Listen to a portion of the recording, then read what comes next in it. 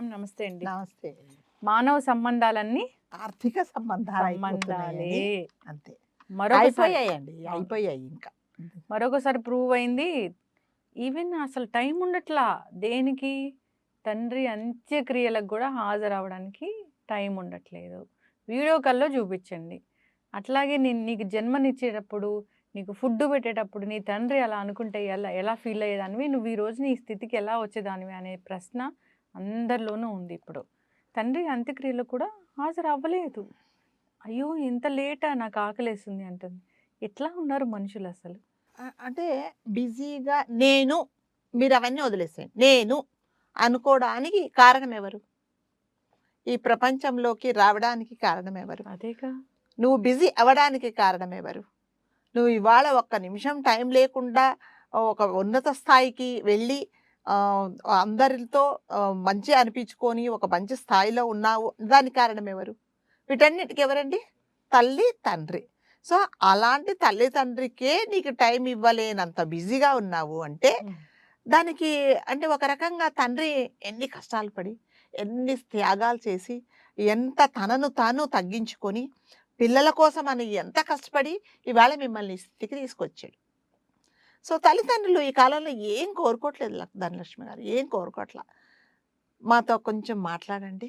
మేము పోతే కనీసం మా మీద 2 కన్నీటి బొట్లు రాల్చండి అని కోరుకుంటున్నారు. అంతకంటే ఏం కోరుకోవట్లేదు. ఇదివరకు ఏంటంటే చుట్టుపక్కల అందరూ చాలామంది పొయ్యారు అనంగానే. అందరూ వస్తున్నారు గానీ ఇప్పుడు పిల్లలు రావట్లేదు. అబ్బా! హ్మ్. అందరూ వస్తున్నారు. పక్కన వాళ్ళు, చుట్టుపక్కల వాళ్ళు, పైనోళ్ళు, తెలిసినోళ్ళు, వాకింగ్‌కెళ్ళేవాళ్ళు. అయ్యో! నిన్ననే కనిపించాడే, పొద్దున్నే కనిపించాడే, అయ్యో! ఎలా పోయాడు అని చెప్పేసి పరిగెత్తుకుంటొచ్చి గుండెలు బాదుకొని ఏడుస్తున్నారు వాళ్ళు. కానీ అంటే వీళ్ళ పిల్లలకు ఆ పుట్టుకకు కారణమైన పిల్లలు మాత్రము రావట్లా. తెలిసిన వాళ్ళు వాళ్ళు చాలా బిజీగా ఉండిపోతున్నారు. అబ్బా! హ్మ్. వాళ్ళు అంత బిజీగా నేను ఇవాళ ఇంత బిజీగా ఉండడానికి కారణం ఎవరు? మా అమ్మ, మా నాన్న అనేది వాళ్ళు మర్చిపోతున్నారు. అసలు నీ రూపానికి కారణం ఎవరు? నీ జన్మకి కారణం ఎవరు? అదేనండి. నీ ఒంట్లో రక్తానికి కారణం ఎవరు? నీ ఊపిరికి కారణం ఎవరు? అదే అవన్నిటికి కారణం ఎవరు అనే వాళ్ళని మర్చిపోతున్నారు. హ్మ్. మొన్న జరిగింది మాత్రం అంటే ఇదివరకు కూడా మీకు గుర్తు లాస్ట్ ఇయర్ కూడా అట్లాగే అయింది. హ్మ్. ఒక ఫాదర్‌ని పాపం ఎవ్వరు చూడకపోతే చుట్టుపక్కల వాళ్ళు చూసి హాస్పిటల్‌లో అడ్మిట్ చేస్తే ఆయన పోయాడండి పాపం. ఓల్డ్ ఏజ్ వల్ల పోతే పక్కన అతను వచ్చి హాస్పిటల్ అమ్మ మీ నాన్నగారు పోయారు అంటే నాకు టైం లేదు. మీరు కావాల్సినవన్నీ ఏమున్నాయో అవి చేసేసి అన్నీ చేయాల్సినవన్నీ చెయ్యండి. నేనైతే రాను అని చెప్పారు కూతుర్లు. ఇప్పుడు జరిగింది కూడా ఇందాక మళ్ళీ మనం రీసెంట్‌గా జరిగింది కూడా అదే. అంటే మనుషులకు ఎలా అయిపోయారంటే ధనలక్ష్మి గారు డబ్బు అనే ఈ 2 అక్షరాలు ఉంటే చాలు మనకి. ఇంక ఎవ్వరితో మనకు సంబంధం లేదు. సో, మనకు డబ్బులతోనే మనం అన్నీ చేయగలం. యెస్. డబ్బులతోనే అన్నీ చేయగలం గానీ కొన్ని చేయలేమండి. చేయగలరా మీరు? డబ్బులతో ప్రతి ఒక్కటి ఏం చేస్తారు చెప్పండి? చేయలేం. ఆ! ఏం చేయలేరు. డబ్బులతో మనం ఏమీ చేయలేము. కొన్ని మాత్రమే చేయగలం మనం డబ్బులతో. యెస్. మీరన్నట్టుగా మీకు కావాల్సినంత లగ్జరీ లైఫ్ ఉండొచ్చు. లేకపోతే మీకు కావాల్సినయన్నీ మీరు కొనుక్కోవచ్చు. అన్నీ నీ చెయ్యొచ్చు. తల్లిదండ్రులు సరిగా లేనప్పుడు, వాళ్ళ ఆశీస్సులు లేనప్పుడు లగ్జరీ లైఫ్ ఉంటే ఎంత? లేకపోతే ఎంత?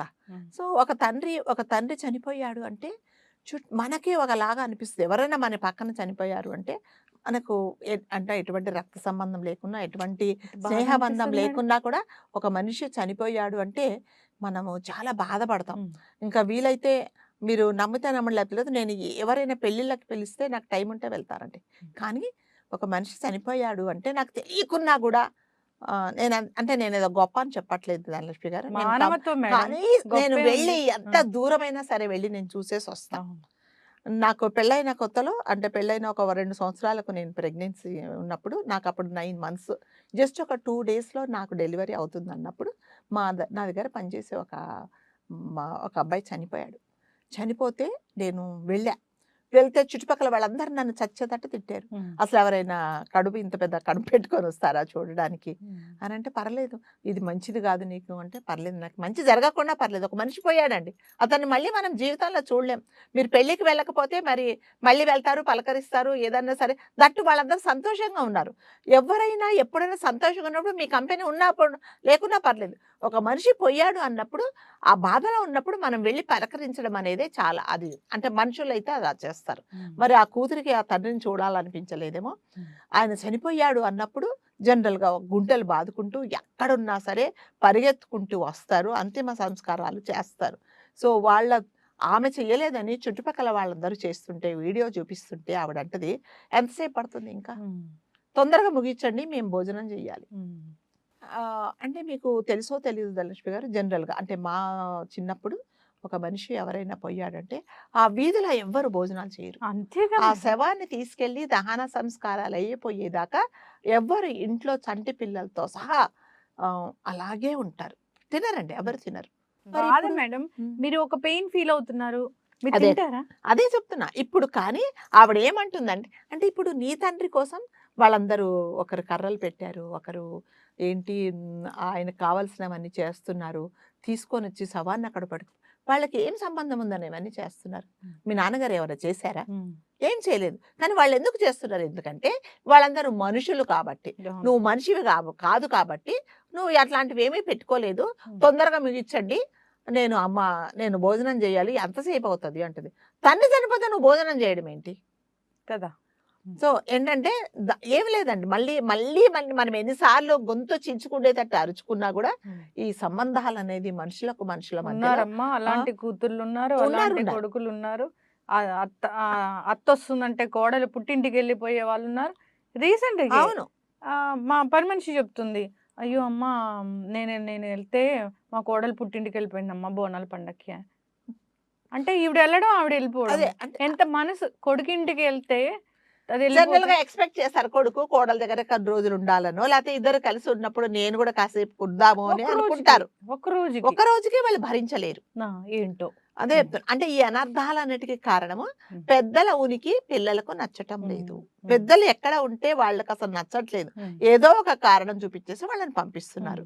ఇప్పుడు ఇవన్నీ ఒకటైతే ఒక మనిషి నీకు జన్మ ఇచ్చిన తండ్రి ఈ ప్రపంచంలో నుంచి శాశ్వతంగా వెళ్ళిపోయాడు అనుకున్నప్పుడు నువ్వు ఏం చేయాలంటే, నువ్వు రాలేని పరిస్థితిలో ఉన్నావు, 100% నువ్వు రావాలి. రాలేనప్పుడు వేరే వాళ్ళు చేస్తూ ఉంటే కనీసం వాళ్ళకు నువ్వు చేతులెత్తి దండం పెట్టాలి. నే నా నా అంటే నా బాధ్యత మీరందరూ చేస్తున్నారు అని అనుకోవాలి. అలా అనుకోలేదండి. అంటే ఆయన ఆస్తిపాస్తులు తీసుకున్నారు. ఆయనతో ఎన్ని పనులు చేయించుకోవాలో అన్ని చేయించుకున్నారు. ఇవాళ ఒక అనాథ శవంలాగా అతను పోతే నిజంగా అతని ఆత్మ ఎంత ఘోషించుంటదో. ఇలాంటివి డిస్కస్ చేసుకుంటుంటే మనం ఎంత బాధపడుతున్నామో. ఇంత మానవత్వం లేని, అది కూడా ఆడపిల్ల. ఆడపిల్ల మగపిల్లలు అనేది ఏమి లేదండి. ఇప్పుడు జనాలు అందరూ ఒకటేలాగా అయిపోయారు. చెప్తున్నారు డబ్బులు సంపాదించడానికి మేము ఏది అయినా వదులుకోవడానికి సిద్ధంగా లేము. ఇంట్లో ఏమైనా అవని మాకు సంబంధం లేదు అనేలాగా. మరి ఇప్పుడు ఇవాళ మీ తండ్రికి నువ్వు చేస్తే మరి నీకుండే పిల్లలు నీకు మీ వారికి రాసి పెట్టుందిగా, ఉంది కదా, ఇంకా ఉంది కదా, మనకి కూడా అదే జరుగుతుంది. అనుభవించి తీరుతారు.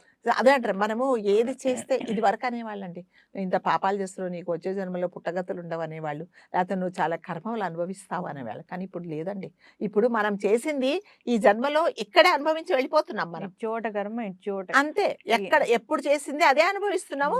ఆ కర్మ రిపీట్స్ అన్నట్టుగా అది మనకే తగులుతుంది. మరి ఇవాళ నీ తండ్రి దాన సంస్కారాలకు నువ్వు వెళ్లకుండా ఒక అనాథ శవంలాగా ఎవరి చేతుల్లో నుంచి జరగాల్సిన కార్యం జరిపించినప్పుడు మరి నీ పిల్లలు కూడా నీకు అట్లా చేస్తే ఎలా ఉంటది? అలాగే చేస్తారు. అలాగే జనరేషన్ ఎక్కడి నుంచి నేర్చుకుంటారు?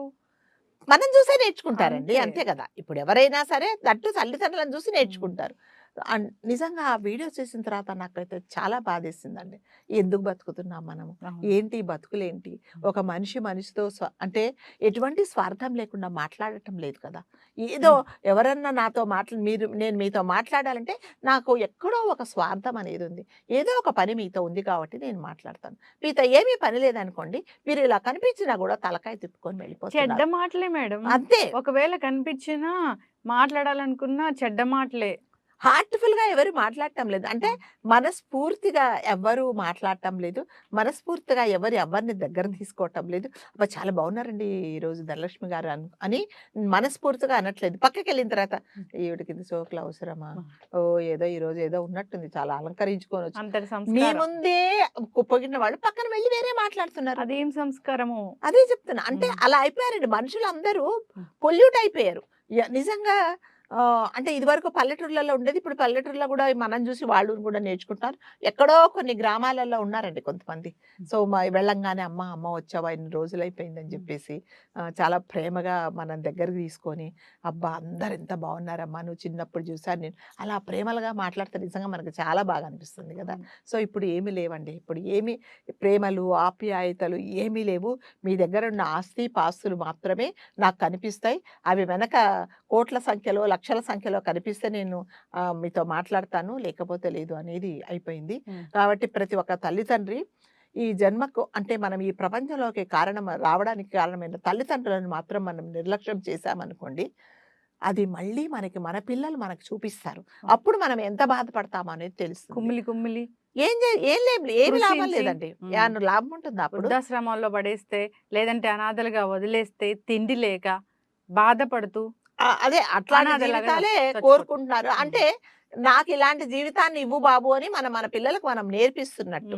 కాబట్టి అంతిమ సంస్కారాలకు రాలేని ఆ పిల్లలు నువ్వు మనం ఏమనాలో కూడా తెలియదండి. అంటే ఇప్పుడు మీరు ఇలా ఉండాలి అనేది నేను చెప్తాను. కానీ ఆచరించాల్సిన బాధ్యత మీదే. మనం ఎన్నిసార్లు ఎన్ని వీడియోస్ గొంతు చించుకొని అరుచుకున్నా కూడా ఎవరైనా ఒకరు బాగుపడతారేమో. మానవత్వం ఉండాలి.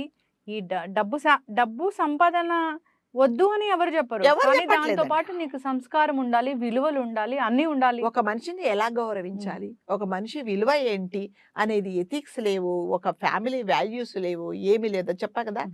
ఇప్పుడు జనాలు ఎలా అయిపోయారంటే ఏది కనిపిస్తే అది, ఎప్పుడు కనిపిస్తే అది, ఏది కావాలంటే అది, ఎవరితో కావాలంటే అది, ఎలా చేయాలంటే అలా చేసేస్తున్నారు అంతే. దానికి టైము, సందర్భము, సమయము, వావి, వరస ఇది కరెక్టా? కాదా? అనేది ఏమీ లేదు. నాకు ఇప్పుడు ఒక అమ్మాయి రోడ్డు మీద వెళ్తుంది.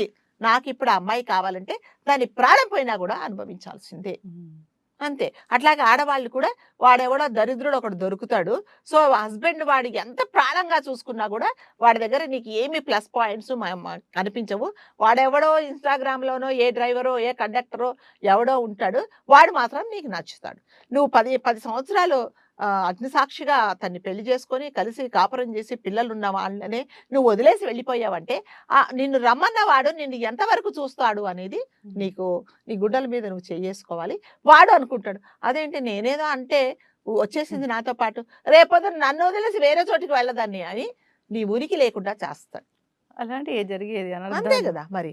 కాబట్టి ఒకసారి మనము ప్రతి ఒక్కరూ ప్రశ్నించుకోవాల్సింది ఏంటంటే, ఏం చేస్తున్నాను? ధర్మం ఏముంది? ఏం చేస్తున్నాను? అసలు అసలు ఎందుకు ఇలా చేస్తున్నాను? ఇది చేసినందువల్ల ఏం జరుగుతుంది?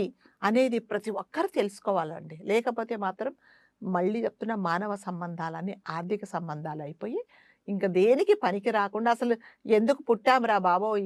అంటే కొంతమంది జీర్ణించుకోలేని వాళ్ళు ఏం చేస్తున్నారంటే, ఎందుకు ఇంకా ఉన్నాం దేవుడా! ఇంకా ఎన్ని ఘోరాలు చూడాల్సొస్తుందో, మమ్మల్ని తొందరగా తీసుకెళ్ళిపో అనుకునే పరిస్థితి వస్తున్నదండి. ఆ పాట ఉంటది కదా! మాయమైపోతున్నాడు అంతే. మనిషి చాలా కదా! చాలా అది మంచి ఎప్పుడో రాశారు. రేపడో రాశారు. అందశ్రీ గారు రాశారు. ఆయనే పాడారు. సో, కాబట్టి ప్రతి ఒక్కరూ మీరు కానీ, నేను కానీ అంటే ప్రతి ఒక్క మనిషి గుర్తించుకోవాల్సింది ఏంటంటే, ఈ ప్రపంచంలో తల్లిదండ్రుల కంటే ఇంపార్టెంట్ ఎవరు లేరు. వాళ్ళే మనకు చాలా అంటే ఈ కారణ జన్మలు ఏంటి, మనం ఈ ప్రపంచానికి రావడానికి, వీళ్ళందరినీ మనం చూడడానికి, నేను ఇవాళ బిజీగా ఉండడానికి కారణం ఎవరు? నా తల్లిదండ్రులు. మీరు ఏమీ చేయలేదు అంటే, మనిషి జన్మ పుట్టి కూడా మీరు వేస్ట్. అవును.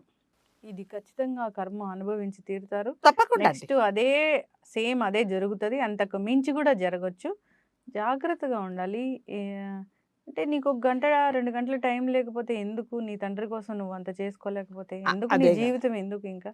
అందరూ కూడా మొత్తం సోషల్ మీడియా మొత్తం వాయించి పడేస్తా ఉన్నారు. అయినా కొంచెమన్నా మానవత్వం ఎక్కడన్నా ఉంటే దానికి రెస్పాండ్ అవ్వాలని కోరుకుంటున్నాను. చాలా చక్కటి ఇన్ఫర్మేషన్. Thank you.